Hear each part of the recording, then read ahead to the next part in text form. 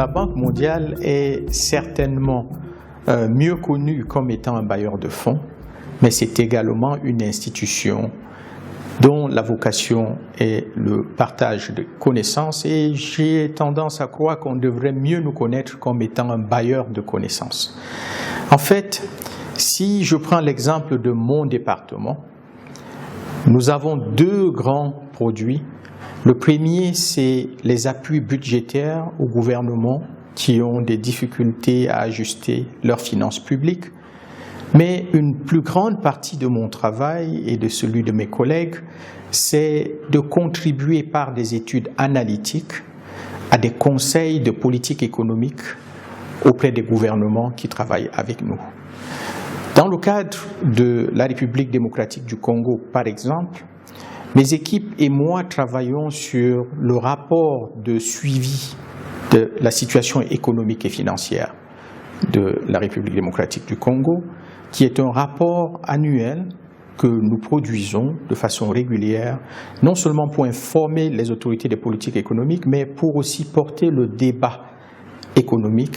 auprès d'un public plus large. Nous travaillons également avec le gouvernement sur l'analyse de la gestion des dépenses publiques, de la responsabilisation financière et de l'évaluation des mécanismes de passation de marché qui, combinés, permettent de mieux gérer les finances publiques. Ces types d'études permettent aux autorités de politique fiscale, précisément, d'ajuster, déjà d'évaluer l'efficacité de la dépense publique, d'améliorer la chaîne de la dépense publique et de mieux collecter les revenus dont l'État a besoin pour assurer ses fonctions régaliennes. Donc ce type d'analyse que nous faisons est en fait inspiré de toute l'expérience que nous collectons à travers le monde entier, et c'est là où la Banque mondiale est un puissant vecteur de la connaissance, parce que nous avons plus de 300 économistes éparpillés à travers le monde qui conseillent les gouvernements de niveaux différents pour les mêmes types de questions.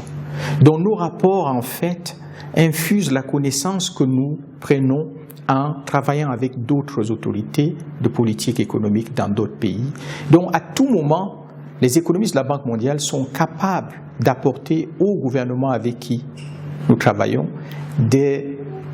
expériences bonnes et pas bonnes d'ailleurs. Et c'est là où nous sommes extrêmement compétents dans le domaine. Plus précisément, la Banque mondiale vient de se réorganiser pour accentuer cet effort de propagation des connaissances à travers le monde. Elle s'est organisée en pratiques globales, en groupes globaux, qui signifie tout simplement qu'à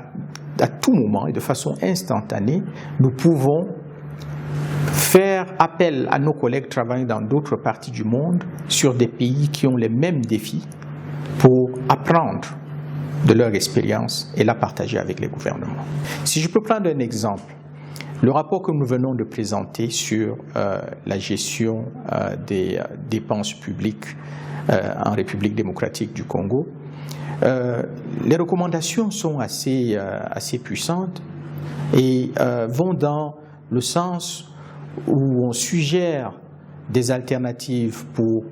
collecter plus de revenus, pour permettre à l'État de faire face à des dépenses dans les secteurs sociaux, par exemple, ce qui pourrait réduire la pauvreté. Donc, si ces recommandations sont implémentées, il y aura un impact clair sur la réduction de la pauvreté.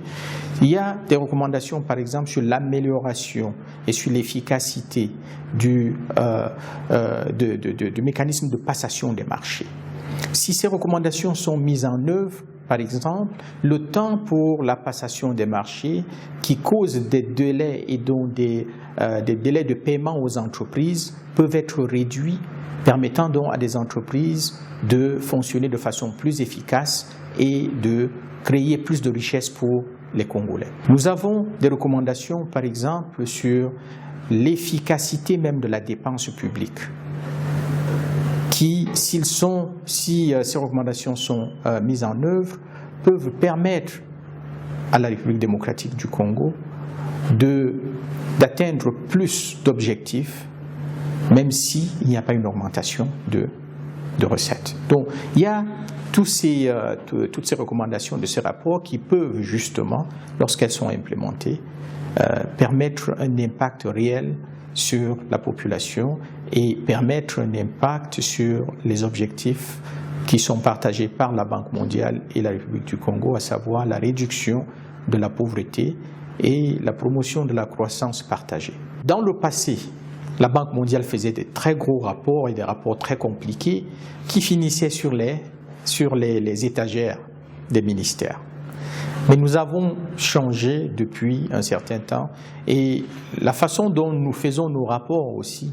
comme je l'ai dit tout à l'heure, non seulement on s'inspire des connaissances d'ailleurs, mais on essaye également d'impliquer nos partenaires dans l'élaboration même des rapports. Nous essayons de faire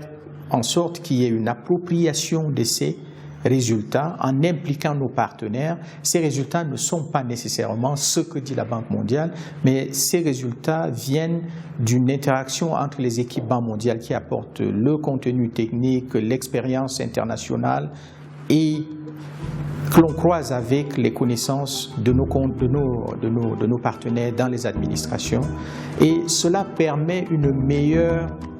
appropriation des résultats et un meilleur suivi.